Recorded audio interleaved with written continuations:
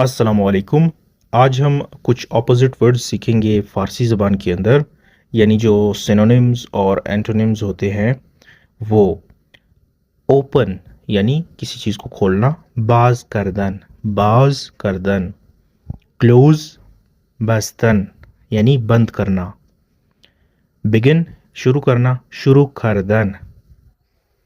फिर है फिनिश यानी तमाम करना या ख़त्म करना किसी चीज़ को। ख़त्म नहीं, हम इस तरह कह सकते हैं कि तमाम करना, यानी उर्दू में भी मेरा ख़्याल यही वर्ड इस्तेमाल होता है, तमाम करना, इख्तिताम पज़ीर करना।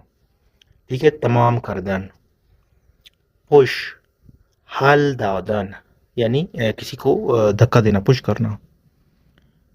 पुल खींचना, कशीदन कशीदन। टर्न ऑन यानी किसी चीज़ को ऑन करना, चलाना, रोशन करदन। और बंद करना किसी चीज़ को, फॉर एग्जांपल किसी बटन को, मोबाइल को, कंप्यूटर को, यानी इलेक्ट्रॉनिक चीज़ को, तो उसे कहते हैं खामोश करदन। जैसे कि आप इसे यूज़ कर सकते हैं कि मान टेलीविज़न रा खामोश करदम, कि मैंने टेलीविज़न को बंद कर दिया है। या मन टेलीविज़न रा रोशन करदम यानी मैंने टेलीविज़न को ऑन किया है।